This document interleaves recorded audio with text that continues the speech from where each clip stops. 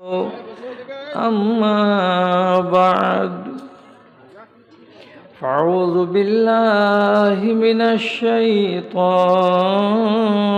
الرجيم بسم الله الرحمن الرحيم ربنا هب لنا من أزواجنا وذرياتنا قرة أعين واجعلنا للمتقين إماما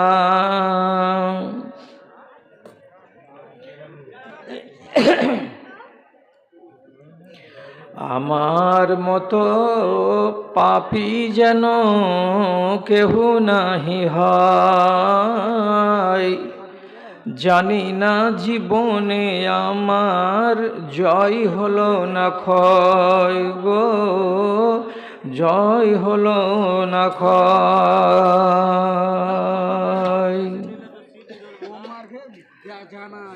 পাপ আমাকে গ্রাস করিবে, আমি হব নরকবাসী,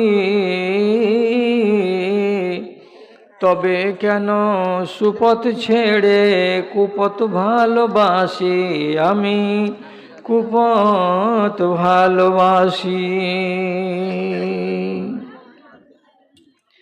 বাহির খানা মানুষ আমার, ভিতর মানুষ নয়, বাহির খানা মানুষ আমার, ভিতর মানুষ নয়, জানি না জীবনে আমার জয় হলো না ক্ষয় গো, জয় হলো না ক্ষয়। ধন জন আর টাকা কড়ির হিসেব দিতে হবে, দেরি নয় রে চোখ বুঝিলে জবাবদিহি হবে রে, জবাবদিহি হবে। তবে কেন মনের মাঝে একটু নাহি ভয়, তবে কেন মনের মাঝে একটু নাহি ভয়, জানি না জীবনে আমার জয় হলো না ক্ষয় গো, জয় হলো না ক্ষয়।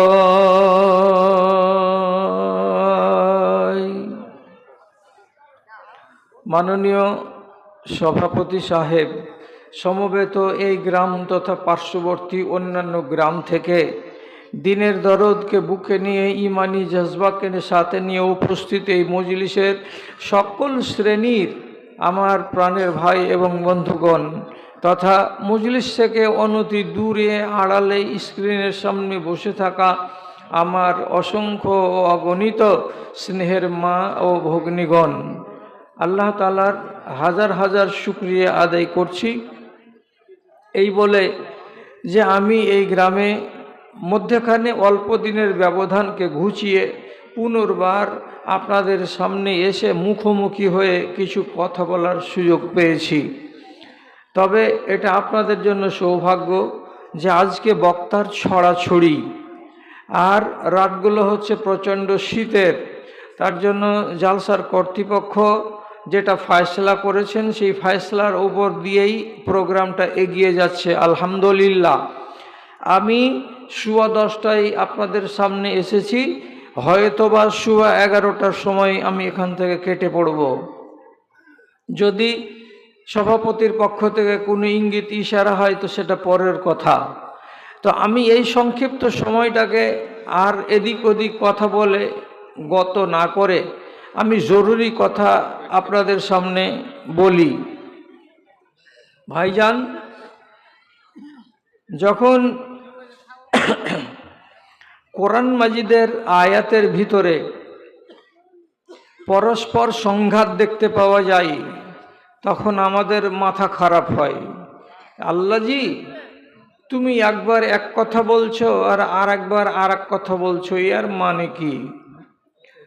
আবার কোরআন মাজিদের আয়াতের সাথে যখন রসুলুল্লাহর হাদিসের সংঘাত দেখতে পাওয়া যায় তখন আবার মাথা খারাপ হয়। আল্লাহ, তুমি বলছো এইরকম কথা আর তোমার রসুলুল্লাহ বলছেন এইরকম কথা, আমরা কোন দিকে যাব আর কোনটা অবস্থান গ্রহণ করব? আজকে আপনাদের সামনে যে কথাটা বলতে যাচ্ছি সেটা কোরআন মাজিদের যে আয়াতটা এক্ষুনি আপনার সামনে পড়লাম, এই আয়াতটার সঙ্গে রাসূলুল্লাহর একটি কথা বা একটা হাদিস লড়ালড়ি হয়ে যাচ্ছে, সংঘাত হয়ে যাচ্ছে। তখনই বুঝার জন্য মগজটা একটু কিলবিল করে উঠছে। তো আপনিও বুঝেন। প্রথমে আয়াতটার আমি তর্জমা করি। তাতে কি বলা হচ্ছে? আল্লাহ রাব্বুল আলামিন আমাদেরকে দোয়া করতে বলছেন। কি বলে?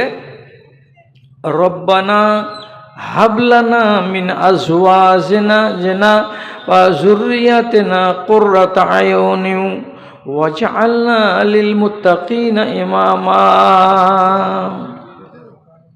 হে আল্লাহ, তুমি আমাকে এমন স্ত্রী দাও এবং তুমি আমাদেরকে এমন ছেলেপিলে আউলাদ দাও যেগুলোকে চোখে দেখতে গেলে চোখ ঠান্ডা হয়ে যায়, মন জুড়িয়ে যায়, প্রাণ জুড়িয়ে যায়। এবং যেই ছেলেগুলো আর যেই বিবিগুলো দুনিয়াতে আর যত মুমিনিন আছে, পুরুষদের জন্য পুরুষ এবং নারীদের জন্য নারী, এরা যেন মডেল হয়ে যায়, আদর্শ হয়ে যায় এবং তাদের কাছে যেন ইজ্জত ও সম্মান নিয়ে বাঁচতে পারে, এমন তুমি আমাকে স্ত্রী দাও আর এমন তুমি আমাকে বালবাচ্চা বা ছেলেপিলে দাও। দোয়া করলাম। এবার প্রথমে মাথায় রাখতে হবে, আপনি আমার মুখ থেকে ওয়াজ শুনলেন, যারা বিয়ে শাদী করে ফেলেছেন তো করেই ফেলেছেন, যাদের বিয়ে হয়নি তারাকে এই কথাটা ভাবতে হবে কি, যে বিয়ে শাদী করে নিব আর নেওয়ার পরে আল্লাহর সামনে দোয়া করতে আরম্ভ করব যে আল্লাহ তুমি আমাকে চোখ জোড়ানো স্ত্রী দাও। তার আগে একটা পর্ব আছে। সেই পর্বটা কি? স্ত্রীকে গ্রহণ করার কালে সমগ্র দুনিয়ার মানুষকে এই ফর্মুলাটাকে মেনে বিবাহ করতে হবে, তারপরে দোয়া করতে হবে যে ফল ধরবে, তাছাড়া ধরবে না। কি নিয়তটা আর কি উসুল নীতিটা আমাকে মানতে হবে? তো রাসূল বলছেন যে প্রথমে দেখো, একটা মেয়ে ছেলেকে বিবাহ করতে গেলে তোমাকে 4টা জিনিস দেখতে আমি বলছি। এক জায়গাতে যদি 4টাই পাওয়া যায় তো 10 বার আলহামদুলিল্লাহ, যদি 3টা পাওয়া যায় তাহলে আলহামদুলিল্লাহ, যদি 2টা পাওয়া যায় তো সেটাও ভালো। শেষের বেলায় রাসূলুল্লাহ বলেছেন এমন একটার কথা যে যদি একটাই পাওয়া যায় আর ওইটা পাওয়া যায় তো সেটাকেই গ্রহণ করো। কিসে কিসে আমাকে বিয়ে করতে বলা হচ্ছে? তো বলা হচ্ছে লেহা, যাকে বিয়ে করবেন তার মাল আছে কিনা, অর্থাৎ তার বাপ ধনী কিনা। বলে জামালেহা, মহিলাটি সুন্দরী কিনা। তারপরে বলে হাসাবেহা, মেয়ে ছেলেটি ভালো বংশের কিনা। তারপরে এই 3টা যদি পাওয়া যায় তো ভালোই কথা, যদি এই 3টা না পাওয়া যায় তো একটা জিনিস পাওয়া গেল কি? বলে দীনেহা, মেয়ে ছেলেটির নামে আমি শুনতে পেয়েছি ওই মহিলাটি বড় দিনদার, বড় পরহেজগার, বড় আল্লাহওয়ালি। তো যদি এটা পাওয়া যায় তো রসুল বলছেন ফাজফর বিজাতিদ্দিন, মাল যদি না পাওয়া যায় তাও বাদ দিয়ে দাও, বংশ যদি নাম করা না হয় তো না হোক, তাতে কোনো যায় আসে না। মহিলাটি যদি 100 জনের ভেতরে একজন এমন সুন্দরী নাও বা হয়, একটু যদি ময়লা ঝয়লা হয়, একটা যদি শ্যামলি রঙের হয় তবুও চলে যাবে, কিন্তু তার ভেতরে যদি দিনদারি থাকে তাহলে তাকে প্রাধান্য দাও, দিয়ে বাড়ি আনো। তাহলে তারপরে এমন নারীকে বাড়িতে আনার পর আল্লাহর কাছে দোয়া করো, এই আল্লাহ তুমি আমাকে এমন একটা স্ত্রী দাও যে স্ত্রীটাকে আমি পেয়ে আমার চোখ জুড়িয়ে যাই, এবং আমার আওলাদগুলো এমন দাও যাতে তাদেরকে পেয়েও আমার চোখ জুড়িয়ে যায়। এবার কথাটা বুঝেন, দুনিয়াতে যতগুলো রিশতা আছে, রিশতার মানে কি সম্পর্ক, মা, খালা, দাদি, ফুফু, নানি, বোন, এগুলো যত রিশতা আছে সমস্ত রিশতার ভেতরে প্রথম নম্বর যেটা রিশতা, সব চাইতে গুরুত্বপূর্ণ রিশতা, এটা হলো 1 নম্বর, আর তা হলো স্ত্রী। স্ত্রী যতক্ষণ পর্যন্ত না হবে ততক্ষণ বাদবাকি রিশতা একটাও হবে না। এই জন্য এই রিশতাটাকে আপনাকে এত মজবুত দেখতে হবে আর এত সুন্দর আর বলিষ্ঠ বানাতে হবে যে এখান থেকেই কিন্তু বাদবাকি রিশতাটি তৈরি হবে। কেমন করে একটু ভাবেন তো ভাইজান, এটা আমার বেটি হলো, তো বেটিটা যে হলো এটা নতুন রিশতা। বেটিটা পেলেন কোথা থেকে? স্ত্রীর পেট থেকে এলো, তখন আমি তাকে কি বললাম, এটা আমার বেটি হলো। তাহলে বেটি এবার আমাকে বাপ বলবে আর ওর মাকে মা বলবে, একটা রিশতা হলো। বেটির বিয়ে দিলাম, তার পেট থেকে একটা বাচ্চা পয়দা হলো, এই বাচ্চাটা তখন আমাকে আর আপনাকে বলছে এটা আমার নানা আর এটা আমার নানি হলো। তাহলে জন্ম নিল কে? নানা আর নানি। কোনখান থেকে? বেটির সূত্র ধরে তার মা হলো নানি আর তার বাপ হলো নানা। বেটা হলো পয়দা, বেটা বাপ বলছে, বেটার বিয়ে দিলেন, একটা বউ এলো, বউটা আসার পরে ওর পেট থেকে বাচ্চা হলো, এই বাচ্চাটা এবার আপনাকে বলছে দাদা, আর আপনার স্ত্রীকে বলছে দিদা, আর না হয় দাদি, এই ভাষাটা বলছে। তাহলে দাদি তৈরি হলো কি করে? যখন এই মেয়ে প্রথমে স্ত্রী হয়ে এলো একজনের, তারপর ওর ঔরসে বেটা পয়দা হলো, বেটা আরেকজন নারীকে নিয়ে এলো, তার ঔরসে আর একটা বাচ্চা হলো, তখন এটা কি হলো? এরা দাদা আর দাদি হলো, আর এই পক্ষ থেকে নানা আর নানি হলো।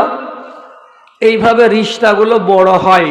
যদি বিবাহকে না মানেন তাহলে বাকিগুলো রিশতা একটাও পাওয়া যাবে না, আর আপনি দেখতেও পাবেন না। এই জন্য এই রিশতাটাকে খুব মজবুত এবং বলিষ্ঠ করে আপনাকে রাখতে হয় এবং বাঁচাতে হয়, টিকাতে হয়। রাসূলুল্লাহ দোয়া করলেন কি বলে? যে আল্লাহ চোখ জুড়ানো বিবি দাও। এবার আল্লাহ তাআলার কোরআনের আয়াত থেকে দোয়া পেলাম, দোয়াটা তো আমরা জেনে নিলাম, শিখে নিলাম। রসুল কি বলছেন? রসুল বলছেন দেখো, আল্লাহ তাআলা শিখিয়েছেন কোরআন মাজিদে দোয়া করতে, ওটা দোয়া করো, কিন্তু আমি আল্লাহর রাসূল, আমাকে রব্বুল আলামিন অনেক জ্ঞান দিয়েছেন। নবুয়তের সমুদ্র থেকে আমি যেগুলো মণিমুক্তা বের করে তোমাদেরকে দিচ্ছি, তোমাদের কল্যাণ আছে তাতে। আমার একটা কথা তোমরা মাথায় রাখো, যদি পারো হে মুমিনিন, তোমরা মাঝে মাঝে এই দোয়াটা করিও। বলেন আল্লাহ রসুল আপনার দোয়াটাও করব। রসুল্লাহ দোয়া শিখিয়ে দিয়ে বলছেন যদি তোমরা ভালো মনে করো তো করবে। কি দোয়া? আল্লাহুম্মা ইন্নী আউযু বিকা মিন জারিস সুয়ে ওয়া যাওজাতিন ইউশাইয়িবুনি ক্বাবলাল মাশিবে ওয়া ওয়ালাদিন ইয়াকুনু লি রাব্বা। কি মানেটা দেখেন। বলছে, হে আল্লাহ, আমি তোমার কাছে পানা চাইছি এমন একটা পড়োশি যেন আমার না হয়, যে পড়োশিটা আমাকে দিবারাত্রি জ্বালা পোড়া করবে এবং যার যন্ত্রণা আমাকে প্রতিদিন ভোগ করতে হবে, এমন বদমাস পড়োশি তুমি আমাকে দিও না। এ থেকে আমি তোমার কাছে পানাহ চাইছি, আশ্রয় চাইছি আল্লাহ। পড়োশি সাংঘাতিক জিনিস। সুখের পড়োশি হলে বাড়িতে বাস করে আরাম আছে, আর যদি জল্লাদ পড়োশি হয় তো জয়বার জয়াধানের সিজন আসবে, তয়বার আপনার ভিতর খালি কুল হল্লা পড়বে। কেন? এমনই হ্যান্টার কোদল হাতে করে যে সারা বছর কাজ করুক নাহি না করুক, যেদিন পানি পাটিয়া ধান চাষের জন্য হাল জুড়বে সেদিন আইলকে পাবার কাজ হলো পড়োশির। এমন করে কপিয়ে দিবে যে আপনার কলেজের উপর দিয়েও যদি চালাতে পাই কোদাল তো চালিয়ে দিবে। এইরকম পড়োশি যদি থাকে আর আছে দুনিয়াতে, তো তার আগেই রাসূলুল্লাহ বলছেন আল্লাহর কাছে তুমি পানাহ চাও, এই আল্লাহ আমাকে তুমি জালেম পড়োশি দিও না, এই পড়োশি থেকে আমি তোমার কাছে পানাহ চাইছি। আর একটা তারপরে কি শব্দ এলো? এমন স্ত্রী তুমি দিও না যেই স্ত্রীটা আমার বয়স হওয়ার আগে আগে, আমার চুল পাকার সময় হওয়ার আগে আগে স্ত্রীতে আমার চুল পাকিয়ে দেয়। কোন কথা যে? চুল পাকার সময় হয় 50 বছরে, 45 বছরে, তার আগেই চুল পেকে গেল, তো কে পাকাইলো? সোজা সোজা বাংলা, বেশি মগজে চিন্তা ভাবনা যদি ঘর বাঁধে, তাহলে মগজের চিন্তার কারণে মাথার চুল দাড়ি মোচ এগুলো তাড়াতাড়ি পেকে যাবে। যার যত বেশি চিন্তা টেনশন, তার তত তাড়াতাড়ি চুল দাড়ি পাকবে, শরীরটা ঝরবে, সুগারের রোগ হবে। তো রাসূল 1450 বছর আগে বলছেন কি, এমন স্ত্রী থেকে তুমি পানাহ চাহো। কেমন? ইউশাইয়িবুনি ক্বাবলাল মাশিবে, বুড়া হওয়ার আগে যে স্ত্রী আমাকে বুড়া করে দেয়, চুল পাকার আগে যে স্ত্রী আমার চুল পাকিয়ে দেয়, এমন স্ত্রী তুমি আমার নসিবে আল্লাহ তাআলা দিও না। জি, কেন? স্ত্রী যদি ভালো হয়ে যায় তাহলে আপনার সংসারের জীবনটা হলো আলো, আর স্ত্রী যদি আপনার ভালো না হয় তাহলে আপনার দুনিয়াতে জেলখানা, এর মতন কষ্টের আর কোনো জিনিস নাই। এই জন্য রাসূলুল্লাহ কি করেছেন? আপনাকে ওই রকম স্ত্রী থেকে পানাহ চাইতে বলেছেন। তারপর আর একটা কি দোয়া? হে আল্লাহ, এমন ছেলে তুমি দিও না, এমন বেটা তুমি দিও না, যেই বেটাটা যতদিন ছোট থাকলো স্নেহ করলাম, প্যার করলাম, ভালোবাসলাম, সেও আমাকে আব্বা আব্বা বলে আমার কোলে উঠলো, পিঠে উঠলো, সাথে সাথে বাজারে গেল, কিন্তু যেদিন ছেলেটা সাবালক হয়ে গেল সেদিন থেকে নিয়ে ছেলের মন মেজাজ পাল্টে গেল। আমি বাপ, অথচ ছেলে আমার ছোট হয়ে আমাকে চোখ রাঙানি দেয়, আমাকে শাসাই, আমাকে কথাই কথাই বলে তুই কি বুঝিস? আমার গৃহস্থালী, আমার ধান কখন আমি বেচবো সেটা আমি জানি, কিন্তু আমার ছেলে আমাকে এসে মাতব্বরি করে বলে ধান বেচতে হবে না, তুই কি বুঝিস কখন বেচতে হবে আর না হবে, খবরদার তুই ধান বেচতে পাবি না। এই রকম করে মোড়লি করে, মাতব্বরি করে, আর আমার ওপরে চোখ রাঙানি দেবে, আমাকে শাসানি দিবে, আর আমাকে গোলাম বানিয়ে রাখবে। এমন বেটা আল্লাহ তুমি আমাকে দিও না। জি, বেটা বেটা হয়ে থাকবে, ফরমাবরদার, বুড়া হয়ে গেলেও আর যুবক হয়ে থাকতে গেলেও যারা ফরমাবরদার হবে এইরকম ছেলে দিও, আর এমন ছেলে আমাকে দিও না যে ছেলে আমার উপরে দাদাগিরি করবে আর মোড়ল মাতব্বরি করবে, এমন ছেলে আমি চাই না। তাহলে রাসূলুল্লাহ বলছেন এমন করে দোয়া করতে, আর আল্লাহ তাআলা বলছেন ওই রকম করে দোয়া করতে। এরকম দ্বিমুখী কেন? দ্বিমুখীর মানে হলো এই, মানুষগুলো দ্বিমুখী হয়, মানুষগুলো দ্বিমুখী হয়। নারী ভালো হতে পারে আর নারী মন্দ হতে পারে, ছেলে ভালো হতে পারে, ছেলে মন্দ হতে পারে। এই জন্য আল্লাহ তাআলা আগে আপনাকে শিখালেন ভালো জিনিস আমার কাছে চাও, আর রাসূলুল্লাহ আপনাকে তালিম দিলেন কি বলে, মন্দ জিনিস যেন আমার কপালে না আসে। তাহলে দুটো কথার ভেতরে সমন্বয় আছে, দুটো কথার ভেতরে তালমিল আছে। এমন কথাটা নয় যে একেবারেই একটা কথা আর একটা কথার পরিপন্থী, একটা কথা আর একটা কথার একবারে সম্পূর্ণ খেলাফ বা উল্টা, এটা নয়। ভাই আমার, রাসূলুল্লাহ হাদিসের ভেতরে বলেছেন, কি বলেছেন? একদম মিঠা কথা, বড় সত্য কথা। তা কি? কালবুন শাকিরুন ও লিসানুন যাকিরুন ওয়া যাওজাতুন সালিহাতুন তুইনুকা আলা আমরি দীনিকা ওয়া দুনিয়াকা মাক্তানাজা খায়রুম মিনহুন্না। বলছে তিনটা জিনিস যদি তোমার কাছে থাকে, তাহলে তোমার কাছে ধীরুভাই আম্বানির যত টাকা আছে অতগুলো সম্পদ সব ফেল আছে। তোমার সম্পদের কাছে কি কি তিনটা সম্পদ? আল্লাহ রাব্বুল আলামিন নাই বলছেন, তোমার অন্তরটা যদি শুকরগুজার হয়, এক, তোমার মনটা, তোমার জিভটা, তোমার ঠোঁটটা, তোমার মুখটা যদি সবসময় আল্লাহর জিকিরে মগ্ন থাকে, মাঝে মাঝে মাঝে মাঝে সারা দিনের ভেতরে আল্লাহর জিকির তোমার মুখ থেকে বের হয়।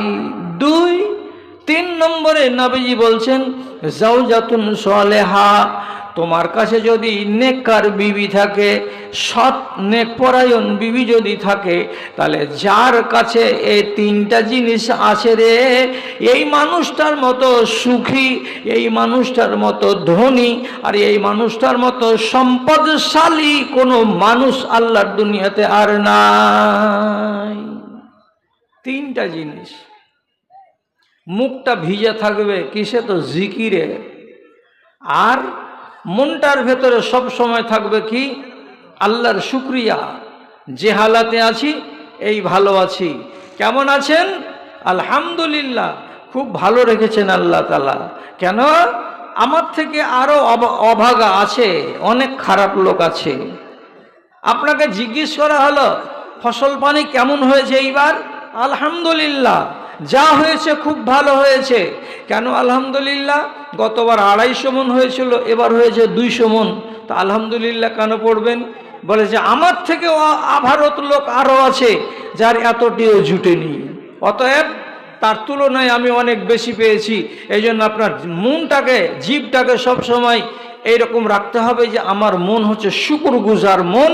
আমি ছোট কম পেতে গেলেও আলহামদুলিল্লাহ, আমি বেশি পেতে গেলেও আলহামদুলিল্লাহ। তাহলে দুটো জিনিস। আর 3 নম্বর, বাড়িতে আছে আপনার কেমন স্ত্রী? তো সালেহা, নেককার, দিনদার, আল্লাহওয়ালি, পরহেজগার। আবার সে কি করবে? আপনাকে সাহায্য করবে। কয় দিকে? দুনিয়ার বিষয়ে সাহায্য করবে এবং দিনের বিষয়ে আপনাকে সাহায্য করবে। আপনার দিনদারিটা কেমন হচ্ছে সে ব্যাপারেও আপনাকে হেল্প করবে, আর আপনার দুনিয়াদারিটা ঠিক হচ্ছে কি না হচ্ছে সেটাও আপনাকে সাহায্য করবে, হেল্প করবে। জি, দুনিয়ার একটা কথা শুনেন, দুনিয়ার একটা কথা শুনেন। এক রিক্সাওয়ালা সারাদিন রিক্সা ঠেলে বাড়ি এসেছে সন্ধ্যাবেলায়, স্ত্রী খেতে দিয়েছে 2টা গমের রুটি আর এতটুকুনি ডাল খুঁড়িতে। ডালগুলো গাঢ় নয়, পাতলা। তো এই ডাল আর 2টো রুটির সামনে চাটাই পেড়ে বসে যখন খেতে দিয়েছে স্ত্রী, তো সাথে সাথে জানালা খুলে সামনের দিকে দেখছে 3 তলা বাড়ি একটা লোকের। তো তো বিবিকে শুনিয়ে বলছে, দেখ দেখ দেখ, এটা কি ইনসাফ আল্লাহ তাআলার? দিয়ে ভাষাটা খারাপ করে বলছে, এই এই যে দেখছো 3 তলা বাড়ি হারামজাদা, একখান কুটা ভেঙে